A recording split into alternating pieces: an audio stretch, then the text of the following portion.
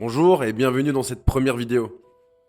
Avant de plonger dans des concepts plus techniques, nous allons commencer par définir ce qu'est un marché financier, identifier les différents acteurs et explorer comment y accéder via les courtiers et plateformes. Vous retrouverez également un lexique avec le vocabulaire de base pour vous familiariser avec les termes essentiels du trading afin de mieux comprendre la suite. Allez, rentrons dans le vif du sujet et commençons par les différents types de marchés. Un marché est un lieu physique ou virtuel où se rencontrent les acheteurs et les vendeurs pour échanger des actifs financiers. Les marchés financiers se divisent en plusieurs catégories. D'abord, il y a le marché des actions, où vous achetez des parts d'entreprise. Ensuite, le marché des devises, appelé encore Forex, où les monnaies sont échangées. Il y a aussi les matières premières, comme l'or ou le pétrole. Enfin, il y a les marchés obligataires et les marchés dérivés, comme les options, les contrats futurs et les swaps. Détaillons maintenant chacune de ces catégories pour vous donner un aperçu des avantages et des inconvénients. Je tiens à rappeler que cette vidéo a pour but de vous donner une vision générale des thèmes que nous allons aborder, que la liste n'est pas exhaustive et que dans d'autres vidéos, évidemment, nous allons aborder certains sujets plus en profondeur. Une action représente une part de propriété dans une entreprise. En détenant une action, vous possédez une fraction de cette entreprise et pouvez bénéficier de ses bénéfices sous forme de dividendes. Les avantages sont multiples, comme par exemple un potentiel de croissance intéressant, les dividendes, un droit de vote. Dans les inconvénients, on pourrait citer la volatilité, le risque de perte. Alors comment en acheter, vous me diriez? Eh bien, vous pouvez passer par votre propre banque ou alors passer par un courtier en ligne, appelé encore broker, et faire ça par vous-même. Pour la revente, on va espérer faire du gain. Évidemment, vous pouvez revendre à perte, mais c'est pas ce qu'on vous souhaite.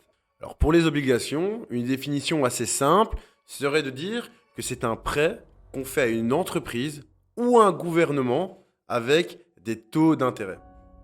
Les avantages, un revenu assez régulier, moins de volatilité. L'inconvénient, vous l'avez compris, rendement parfois inférieur, risque de défaillance. Comment en acheter? Également via des courtiers ou directement auprès des émetteurs. Déjà ici, pour les plus avancés, vous avez déjà compris qu'il y a une importance de comprendre l'économie de manière globale. En effet, l'économie fonctionne suivant des cycles et en fonction du cycle, on va plutôt investir dans les actions que dans les obligations et vice-versa.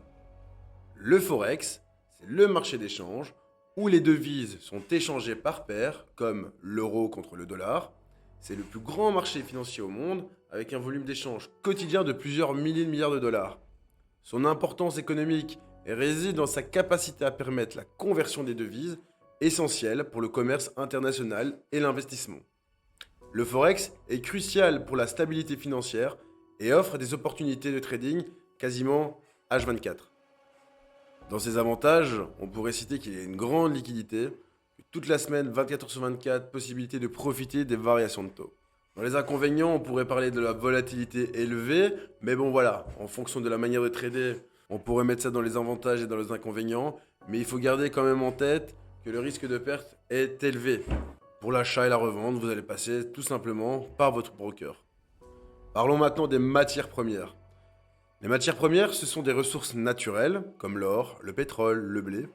Ces marchés jouent un rôle essentiel dans l'économie mondiale, car ils fournissent les matières premières nécessaires à de nombreuses industries. Les prix des matières premières peuvent être très volatiles, influencés par des facteurs comme la météo, les conflits géopolitiques et la demande mondiale. Dites-vous, par curiosité, le jour où votre paquet de pâtes augmente de prix, soyez curieux. Allez voir un graphique, allez voir le cours du blé, et il y a de très grandes chances que vous allez voir le cours du blé à la hausse. Alors dans les avantages, vous en connaissez déjà certains. L'or, généralement, on vous dit quoi? Valeur refuge. Effectivement, ça en fait partie, ce qui permet aussi d'avoir une diversification du portefeuille. Pour les désavantages, on peut parler de la volatilité due aux facteurs géopolitiques et climatiques. Donc voilà, il faut vraiment être taqué sur les informations. C'est d'une importance cruciale, surtout pour les matières premières. Alors maintenant, nous allons parler des marchés dérivés. Vraiment, il y a beaucoup de choses à dire sur les marchés dérivés, mais je vais rentrer vraiment dans les grosses lignes, parce qu'on en parle sans vraiment en parler. et il y a des choses pour moi essentielles à comprendre. Les marchés dérivés sont des marchés où l'on négocie des produits financiers dont la valeur est dérivée d'un actif sous-jacent, comme des actions, des indices ou des matières premières. Ils comprennent des instruments comme les options, les contrats à terme encore appelés futures. Ces marchés sont utilisés pour se couvrir contre les risques ou pour spéculer. Ils peuvent être complexes en raison des multitudes de stratégies et des connaissances techniques requises pour les utiliser. Les avantages, vous les avez compris, permet de se couvrir contre les risques, possibilité de spéculation élevée. Les inconvénients, une certaine complexité et risque de perte importante. Attention, je tiens à préciser évidemment qu'il y a une énorme différence entre trader à compte réel, par exemple sur les marchés futurs, que de trader sur une propre firme en marché simulé sur les marchés futurs. Ça n'a pas du tout les mêmes conséquences. Bien, maintenant, on va voir une autre partie que je trouve tout autant intéressante, qui est qui sont les différents acteurs. Et quand j'entends le terme acteur, je vais élargir un peu ce terme en disant quel type d'investisseurs nous allons retrouver sur les marchés financiers. Et on va commencer avec ce qu'on appelle l'investisseur bon père de famille.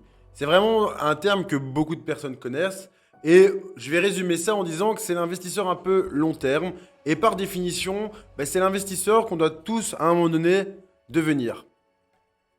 C'est un investisseur assez prudent qui privilégie donc les placements long terme, souvent dans les actions de grandes entreprises ou par exemple même les indices boursiers, vraiment, donc des fonds indiciels, etc. La stratégie, elle va être vraiment des achats d'actifs solides et conservation sur plusieurs années, voire des décennies.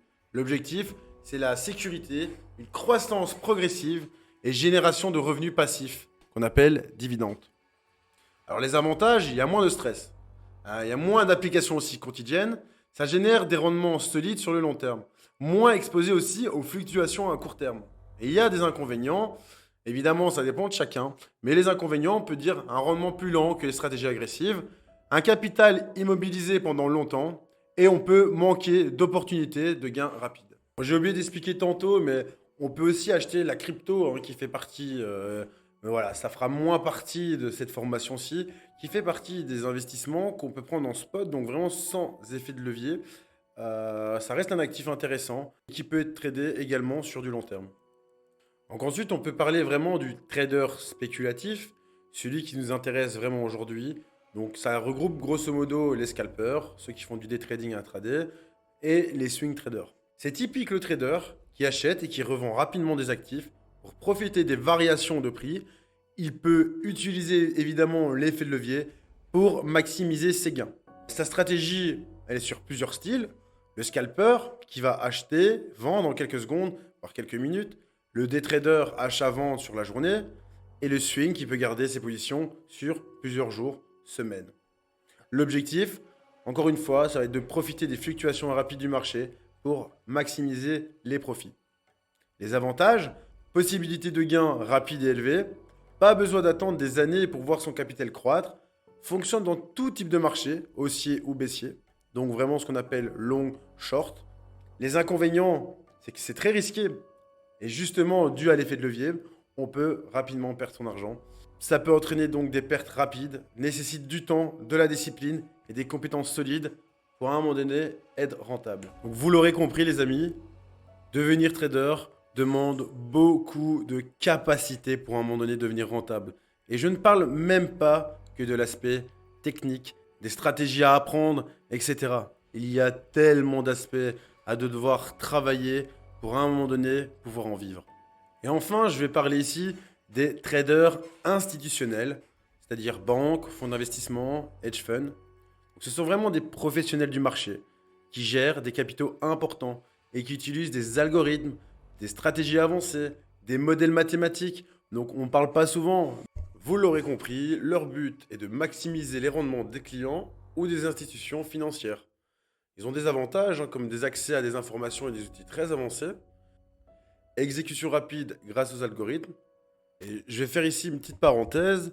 On parle souvent de traders qui fait de l'analyse technique, de l'analyse fondamentale, mais on oublie aussi beaucoup le côté quant trader. Donc c'est vraiment ceux qu'on va retrouver principalement en institut. Évidemment, il y a d'autres types de traders. On va retrouver des gens qui font vraiment du fondamental, etc. Ou fondamental et technique vont un peu se regrouper en même temps. Fin de la parenthèse, franchement, je pourrais faire un sujet rien que sur les quant traders, à détailler ça, vous expliquer vraiment les grosses différences entre institutionnels et particuliers, parce qu'il y a vraiment sur Internet beaucoup de bêtises qui vont typiquement vous dire que si vous n'êtes pas un trader quant, vous ne pourrez jamais gagner parce que vous n'êtes pas assez compétitif. Généralement, ce sont des gens qui confondent clairement le milieu professionnel et le milieu particulier, qui sont deux manières de trader totalement différentes. En résumé, on peut dire qu'on a les investisseurs long terme, qui vont sécuriser, rendement lent mais stable, les traders spéculatifs, qui vont faire du scalping, du day trading, swing, avec une forte volatilité.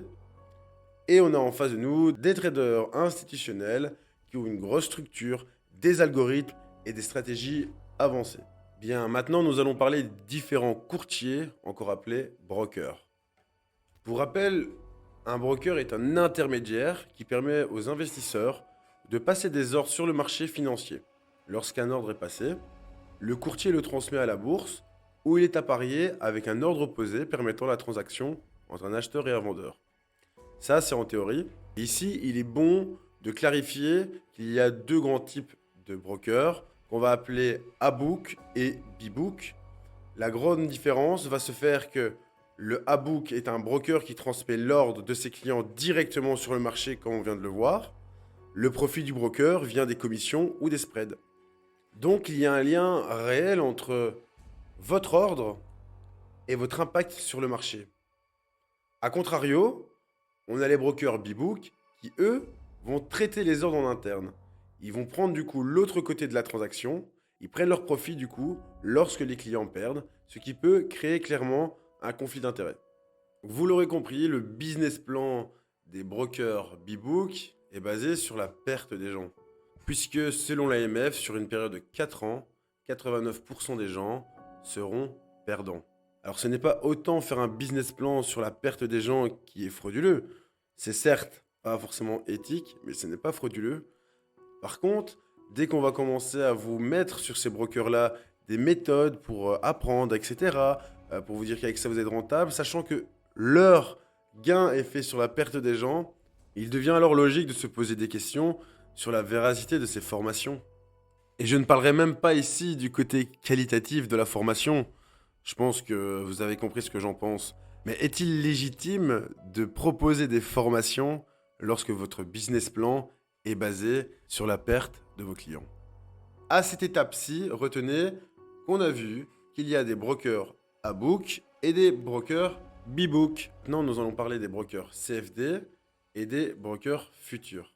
En compte réel, la plupart du temps, sur un broker CFD, vous serez en B-Book, alors que sur un broker futur, vous serez en A-Book. Je dis bien en compte réel, en propre firme, donc une société qui va vous allouer un capital. Majoritairement, vous serez sur un compte virtuel, donc un marché simulé, donc en B-Book. Ça ne sera que dans certains cas, lorsque vous êtes très bon, que vos ordres seront mis sur le marché réel et donc en A-Book. Vous l'aurez compris, le business plan de certaines propres firmes est juste dingue, hein, mais pas du tout éthique. C'est-à-dire qu'ils vont gagner autant sur les gens qui vont cramer les comptes et qui vont en racheter à chaque fois, à chaque fois, à chaque fois. Et lorsque vous allez gagner, ils vont vous prendre un pourcentage de gain, ce qui compense un peu leur perte. Mais vu que majoritairement les gens, ils vont perdre en achetant des propres firmes, etc., vu que ce sont beaucoup des débutants, imaginez la puissance d'un business plan pareil. Je ne suis pas là pour vous faire peur, évidemment. Vous pouvez gagner beaucoup d'argent avec les propres firmes quand vous êtes bon. Mais je suis là pour vous rappeler qu'on n'est pas dans un monde de bisounours. Et la naïveté est à bannir si l'on veut réussir en trading. Allez, revenons à nos moutons. Broker CFD, broker futur, quels sont les avantages et les inconvénients? Broker CFD, c'est vraiment le broker que vous connaissez certainement, que vous avez pu voir les pubs à gauche à droite. C'est vraiment celui qui va être adapté aux particuliers, puisqu'il est facile d'accès, on peut mettre un capital peu élevé, c'est assez flexible, il y a des effets de levier, et donc du coup, qui peuvent être avantageux pour certains traders, et aussi désavantageux pour le débutant. Vous allez pouvoir déjà utiliser des indicateurs très intéressants de volume comme le market profile, mais voilà, vous allez quand même être limité avec certains indicateurs, comme par exemple le carnet d'ordre, le footprint. Pour les brokers futurs, Dans les avantages, on va parler du fait que ce soit un marché régulé, transparent, qu'il n'y a pas vraiment de conflit d'intérêts et que c'est idéal pour les traders expérimentés. Dans les désavantages, en compte réel, on a besoin de plus de capital. C'est un peu plus complexe, il y a des choses à apprendre qui sont différentes des CFD vu qu'on n'est pas en marché simulé, attention. Donc c'est moins adapté aux débutants. Vous l'aurez compris, en compte réel, la plupart des brokers CFD fonctionnent en B-Book, tandis que les brokers futurs opèrent sur des marchés organisés. Et pour les propres firmes, majoritairement, que vous soyez en CFD ou en futur, vous serez sur un marché simulé, sauf évidemment dans des cas où vous êtes soit très bon ou directement si la propre firme vous l'autorise. À ce stade de la vidéo, je tiens à vous rappeler qu'une vidéo a été faite en amont sur comment ouvrir un compte sur Vantage et sur l'utilisation de MT5. Donc voilà, pour résumer, nous avons exploré ici les bases des marchés financiers, leurs types, les différents acteurs, les différentes manières d'y accéder. Nous avons vu les avantages et les inconvénients des différents marchés et comment les brokers finalement facilitent le trading et comment ils fonctionnent également. Si vous débutez, commencez par un compte démo pour acquérir de l'expérience sans risque. Par la suite, passer à un broker CFD vous permettra de trader avec des vrais fonds et de développer l'aspect psychologique essentiel au trading. Vous l'aurez compris, avant de se lancer dans le trading, il est essentiel de bien se former. Et si tu es ici, c'est que tu as fait le bon choix en cherchant à apprendre. Il y a énormément de choses à comprendre avant de se lancer réellement. Comme tu as pu le voir ici, j'ai préféré commencer par un aspect un peu plus théorique avant de passer à l'analyse technique, car on te vend ça en te disant fais simplement ça et tu deviendras riche. On te fait brûler les étapes pour te donner l'impression que tu maîtrises le marché en te mettant directement sur un graphique, mais la réalité est tout autre. Il ne suffit pas juste d'analyser un graphique et de prendre une décision. Avant même de parler de stratégie avancée, il faut bâtir des bases solides pour bien comprendre l'environnement dans lequel on évolue. En maîtrisant ces fondamentaux, tu seras beaucoup plus à l'aise pour aborder l'analyse technique et fondamentale de manière efficace. Tout au long de ta formation, n'hésite pas à revenir en arrière, histoire de bien comprendre tous les concepts et de pouvoir travailler de manière transversale. La clé de ta réussite sera d'être assidu, curieux, mais surtout d'avoir un esprit critique. N'hésite pas, si tu as des questions, à venir les poser dans le Discord, ce sera avec grand plaisir que j'y répondrai. Et voilà, c'est la fin de la première vidéo. N'oublie pas qu'il y a un lexique avec tous les vocabulaires de base à apprendre. J'espère que cette première vidéo t'a plu et on se revoit dans la deuxième vidéo.